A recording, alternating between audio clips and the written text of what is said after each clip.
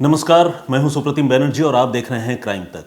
और क्राइम तक में आज मैं हाजिर हूं फॉलोअप के एक और एपिसोड के साथ। और जैसा कि आप इस प्रोग्राम के नाम से ही जानते हैं, इस प्रोग्राम में हम उस तरह की खबरों को कवर करते हैं जो थोड़ी पुरानी हो चुकी हैं, लेकिन जिस खबर के लेटेस्ट अपडेट के बारे में हम सारे लोगों के मन में जिज्ञासा रहती है, हम सब जानना चाहते हैं। और इसी कड़ी में आज हम बात करने वाले हैं दिल्ली के अंजलि मर्डर केस की। जी हाँ, ये हत्या की वो वारदात है जिसने सिर्फ राजधानी दिल्ली ही नहीं बल्कि पूरे देश को दहला दिया था। दिल्ली के कंझावला इलाके में, यानी बाहरी दिल्ली के इलाके में, अंजलि नाम की एक लड़की को कुछ लड़कों ने एक कार के नीचे तब तक घसीटा था जब तक कि उसकी मौत नहीं हो गई थी और जब तक कि उसके जिस्म के टुकड़े टुकड़े नहीं बिखर गए थे। ये एक ऐसी दुर्घटना थी या ऐसा हादसा था जिसने लोगों को डरा कर रख दिया, क्योंकि किसी इंसान को कोई दूसरा इंसान इतना इल ट्रीट कैसे कर सकता है, इतने बुरे तरीके से, इतने पाशविक तरीके से उसके साथ कैसे पेश आ सकता है, ये जानकर हर कोई हैरान था। ये घटना हुई थी 31 दिसंबर और 1 जनवरी की दरमियानी रात को। आपको पता है, ये वो दिन होता है, ये वो घड़ी होती है जब तकरीबन पूरी दुनिया जश्न में होती है, क्योंकि लोग नए साल की अगवानी कर रहे होते हैं। और इसी जश्न की रात में अंजलि नाम की इस लड़की के साथ ये हादसा हुआ था। अंजलि जो है कंझावला इलाके में ही अपनी स्कूटी से वापस अपने घर लौट रही थी और इसी बीच वो एक कार के साथ हादसे का शिकार बन गई। लेकिन दुर्भाग्य ऐसा रहा कि इस एक्सीडेंट के बाद अंजलि उस कार के नीचे फंस गई। और फ़र्ज़ तो ये था कार में सवार लड़कों का, कार में सवार तमाम मुसाफिरों का, यात्रियों का ये फ़र्ज़ था कि वो नीचे उतरते, उस लड़की को कार के नीचे से बाहर निकालते, अस्पताल लेकर जाते। लेकिन यहाँ हुआ बिल्कुल उल्टा। इन सारे के सारे लड़कों ने कार के नीचे एक लड़की के फंसे होने की खबर होने के बावजूद कार नहीं रोकी और लगातार दिल्ली की सड़कों पर वो कार दौड़ाते रहे और तब तक दौड़ाते रहे जब तक कि अंजलि के जिस्म के चीथड़े नहीं हो गए, टुकड़े टुकड़े नहीं बिखर गए। इस दहलाने वाली घटना ने हर किसी को बहुत हैरान किया था। आज हम आपको इस खबर के लेटेस्ट अपडेट के बारे में बताएंगे।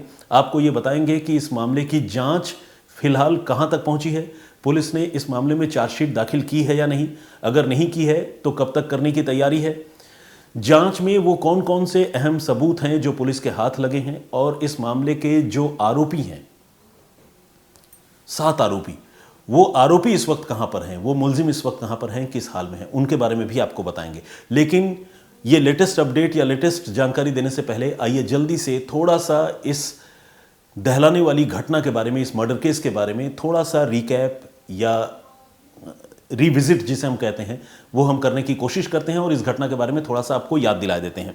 जैसा कि मैंने आपको पहले ही बताया, ये घटना 31 दिसंबर और 1 जनवरी की दरमियानी रात का है। और अंजलि नाम की एक लड़की जो है वो कार के नीचे फंसकर हादसे का शिकार हुई थी और उस कार में 5 लोग सवार थे। जब ये लाश मिली अगले रोज सुबह, लोगों की नज़र जब इस पर पड़ी, पुलिस जब मौके पर पहुंची थी, उस लाश को देखकर उसकी पहचान कर पाना भी मुश्किल था, क्योंकि बिल्कुल उसकी बहुत बुरी हालत थी।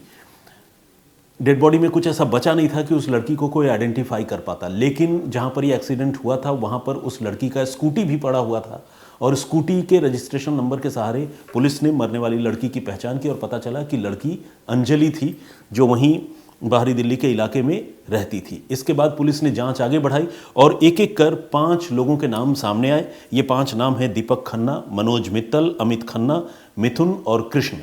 ये 5 लोग उस रोज़ उस कार में सवार थे जिसके साथ अंजलि की स्कूटी का एक्सीडेंट हुआ था। लेकिन इन 5 लोगों ने अपनी कार नहीं रोकी और तकरीबन 12 से 13 किलोमीटर तक दिल्ली की सड़कों पर एक लड़की को घसीटते रहे।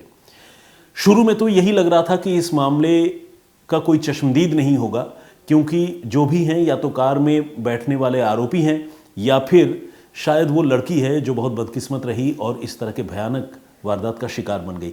लेकिन जब तफ्तीश आगे बढ़ी तो कुछ ऐसे लोग मिले जिन्होंने कार के नीचे लड़की को घिसटते हुए देखा था और उन्होंने पुलिस को इन्फॉर्म करने की कोशिश की थी, लेकिन पुलिस ने प्रॉम्प्टली तब रिएक्ट नहीं किया था। ये इल्ज़ाम दिल्ली पुलिस पर लगा। लेकिन बात यहीं तक नहीं थी। इस मामले में सबसे बड़ा ट्विस्ट तब आया जब पुलिस ने इस मामले की सिलसिलेवार तरीके से छानबीन शुरू की। तब एक सीसीटीवी फुटेज में पुलिस ने देखा कि अंजलि जो है सिर्फ अकेले नहीं बल्कि एक और लड़की के साथ ट्रैवल कर रही है। अंजलि बेसिकली उस रोज़ अपनी एक सहेली निधि के साथ एक होटल में नया साल सेलिब्रेट करने के लिए गई थी और होटल के बाहर दोनों लड़कियों में रुपए पैसों को लेकर उस रात को कोई झगड़ा हो गया। लेकिन झगड़े के बाद दोनों लड़कियों में फिर सहमति बनी और दोनों अंजलि और निधि एक स्कूटी पे सवार होकर अपने घर के लिए चले, लेकिन रास्ते में ही एक्सीडेंट हो गया। लेकिन रहस्यमयी तरीके से वो जो दूसरी लड़की है जो अंजलि के साथ ही इस स्कूटी में बैठी थी, जो इस हादसे का शिकार हुई थी, वो गायब थी। उसके बारे में पुलिस को अब तक कुछ भी नहीं पता था। लेकिन कई रोज़ गुजरने के बाद जब पुलिस को अंजलि के साथ निधि के होने की खबर मिली तो फिर पुलिस निधि के पास पहुंची और निधि ने फिर एक ऐसी कहानी सुनाई जिस पर शुरू में तो किसी को यकीन ही नहीं हुआ। निधि ने कहा कि उस एक्सीडेंट के वक्त वो भी उस स्कूटी पर सवार थी, लेकिन चूंकि अंजलि बहुत ज़्यादा शराब के नशे में धुत थी और बहुत खतरनाक तरीके से ड्राइव कर रही थी, तो वो अंजलि को बार बार रोकने की कोशिश कर रही थी। इसके बावजूद जब अंजलि उस कार से टकरा गई और एक्सीडेंट हो गया तो वो इतना घबरा गई कि वो मौकाए वारदात से चुपचाप अपने घर चली आई और उसने इस घटना के बारे में किसी को नहीं बताया।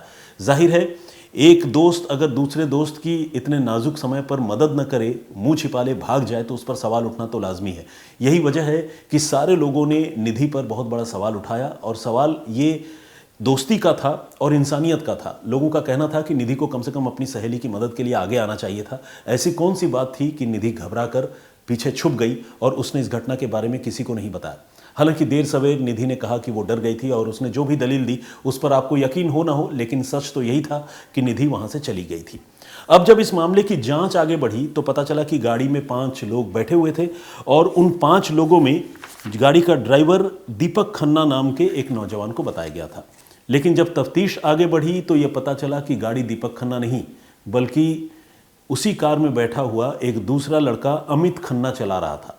अब ये भी अपने आप में एक बड़ा ट्विस्ट था और ये ट्विस्ट इसलिए हुआ क्योंकि गाड़ी में जो दीपक खन्ना बैठा था, जो गाड़ी सचमुच चलाने की बात जिसकी कही जा रही थी, असल में दीपक खन्ना ड्राइवर नहीं था, ड्राइवर अमित खन्ना था। और अमित खन्ना को ड्राइवर के तौर पर बाकी आरोपियों ने इसलिए पुलिस के सामने पेश नहीं किया क्योंकि अमित खन्ना के पास लाइसेंस नहीं था, ड्राइविंग लाइसेंस नहीं था।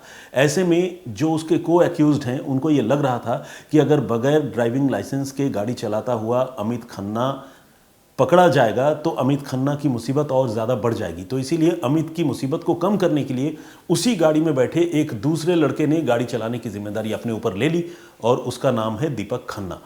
और इस दीपक को और अमित को और गाड़ी में बैठे हुए दूसरे लोगों को जिसने भी ये सुझाव दिया, उन 2 किरदारों के नाम है आशुतोष और अंकुश।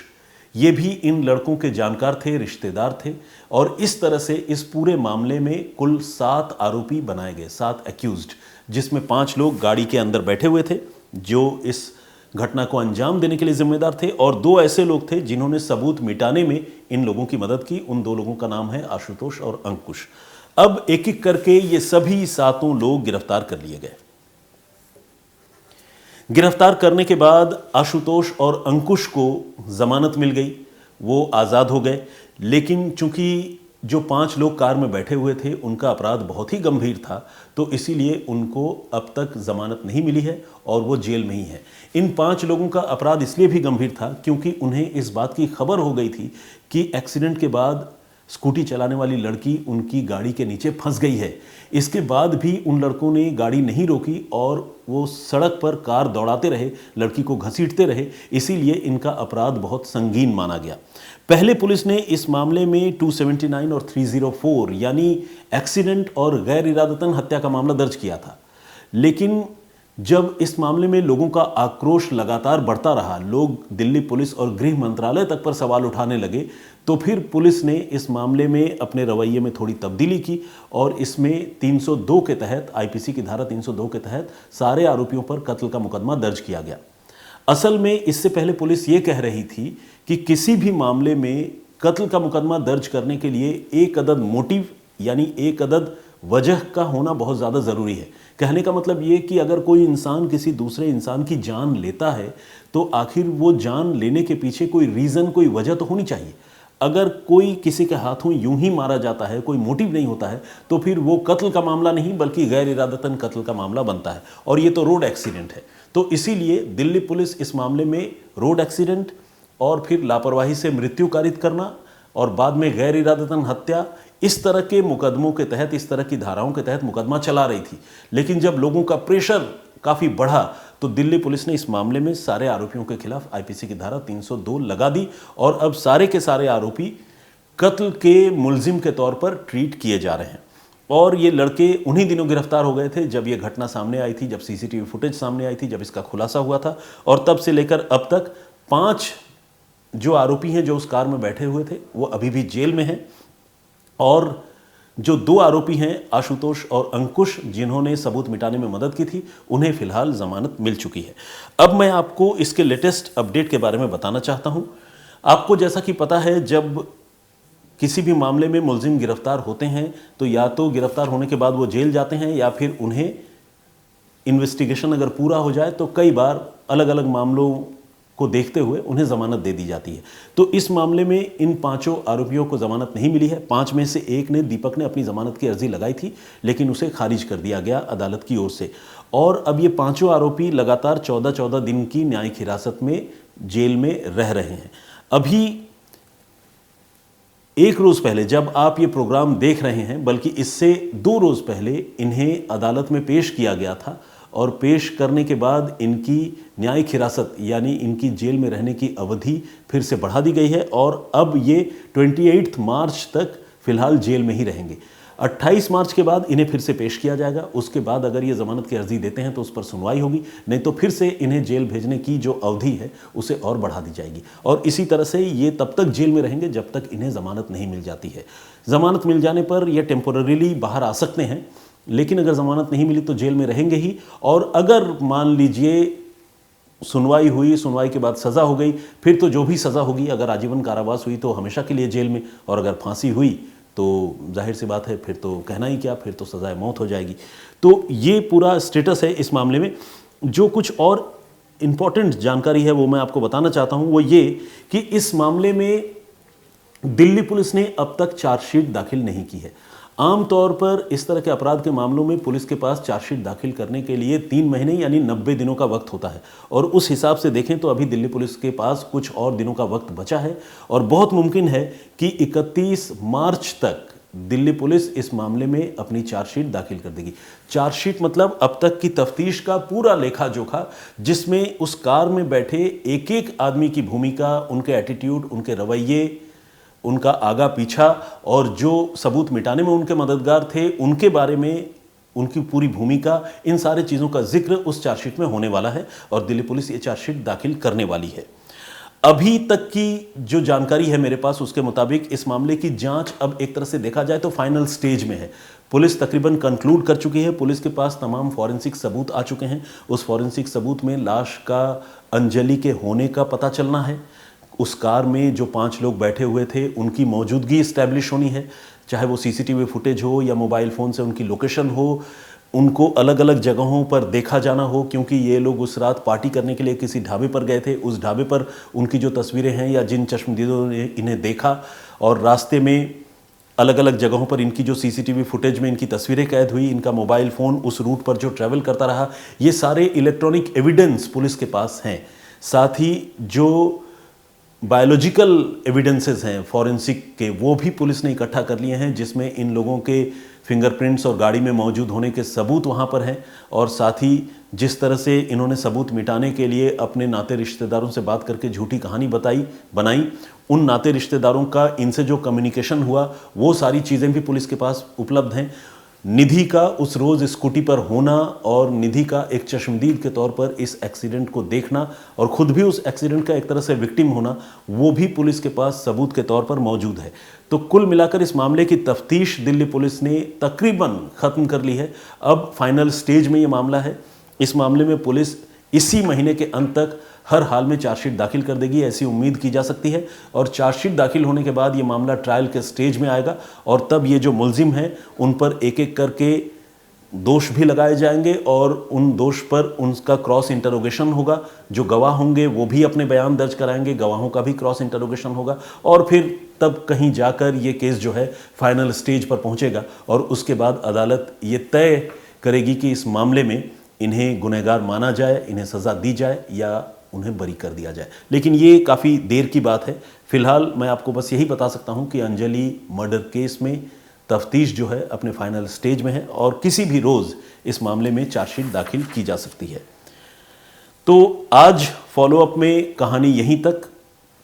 अगली बार हम जब फिर हाजिर होंगे तो कोई और ऐसा ही केस आप सबको बताएंगे जिसमें तफ्तीश का हाल और अगर वो मामला अदालत में है तो उसका स्टेटस क्या है, इसके बारे में आपको अपडेट करेंगे। तो फिलहाल मुझे इजाज़त दीजिए, लेकिन जाने से पहले जो कुछ कमेंट्स आप लोगों ने हमारी पिछली स्टोरी में की थी, जिसमें हमने निठारी के शैतानों के बारे में आपको बताया था और ये भी बताया था कि क्यों उनकी फांसी की सज़ा अब तक बीच में ही अटकी हुई है, उसके बारे में आप लोगों ने जो कमेंट किया था, ये कुछ कमेंट्स और कुछ लोगों के नाम पढ़ता हूँ। अमन अली का कमेंट है, उन्होंने कहा है कि दोषियों को अगर सज़ा नहीं मिलेगी उनके हौसले बुलंद होंगे और तभी इस तरह की घटनाएं लगातार होती रहेगी। सोनम यांगजोम ने भी कमेंट किया है, बहुत बहुत स्वागत है सोनम आपका। गिरजेश कुमार अग्रवाल जी ने कहा है कि जिस तरह से दोषी अभी इस दुनिया में है उससे लगता है कि कानून में संशोधन की ज़रूरत है। उन्होंने कहा है कि जुडिशियरी को बहुत जल्द एक्शन लेना चाहिए। और सोफिया सन्नी जी का भी कमेंट है। वेदा देसाई रेगुलर कमेंट करती हैं। सोनम यांगजेम का तो मैंने जिक्र कर ही दिया। रामानुज जी ने भी कमेंट किया है। मंदाकिनी गामित जी रेगुलर कमेंट करती हैं। लिटिल रेन ड्रॉप्स के नाम से जो आईडी हैं वो हमारे रेगुलर लिसनर हैं, व्यूअर हैं। दी आरिफ गिगानी के नाम से एक आईडी है, उन्होंने भी कहा है कि अगर इस तरह के लोग, जैसे निठारी हत्याकांड की अगर हम बात करें तो उस तरह के लोग जब तक समाज में ज़िंदा हैं तब तक आम लोग और बच्चे खासकर सुरक्षित नहीं रह सकते। दिलीप राठौर जी ने भी कमेंट किया है और उन्होंने कहा है कि very very nice analysis mister Banerjee. Thank you very much Dilip ji, बहुत शुक्रगुजार हैं हम आपके। प्रवीण जी का कमेंट है। आदित्य आनंद सिंह जी ये पटना से कमेंट करते हैं, पटना में रहते हैं। उमर हसन जी ये पाकिस्तान से हैं, हमारे दर्शक हैं, रेगुलर कमेंट करते हैं। बहुत बहुत स्वागत आपका उमर हसन, आपका इस्तकबाल करते हैं हम। गुलशन राणा जी ने भी अपनी बात रखी है। दानिश हैं, शेखर जी का कमेंट आया है। वशिष्ठ अमित के नाम से एक आईडी है, इन्होंने भी अपनी बात रखी है। चंद्रपाल जी हैं, AK शर्मा, प्रदीप भाम्बू जी हैं, सुरेंद्र बिश्नोई, मनोज कुमार, राकेश गिल, मौलाना निसार अहमद नागपुरी साहब, मीना सिंह जी हैं, राज मलिक और कृष्णा राव। इस तरह से और भी बहुत सारे लोगों ने कमेंट किया है। सारे लोगों के नाम और कमेंट तो पढ़ नहीं सकता, लेकिन आप लोगों से मेरी गुजारिश है कि हमेशा की तरह इस शो पर भी अपनी राय, अपना कमेंट ज़रूर दें। आप क्या सोचते हैं कंझावला केस पर, अंजलि हत्याकांड पर, पुलिस की जांच पर, पुलिस के रवैये पर, उस पर भी अपनी राय या फिर अपना नज़रिया ज़रूर पेश करें। मुझे आपके कमेंट्स, आपके जवाबों का इंतज़ार रहेगा। फिलहाल मुझे इजाज़त दीजिए, अपना बहुत ख्याल रखिए, सुरक्षित रहिए। जय हिंद, जय भारत।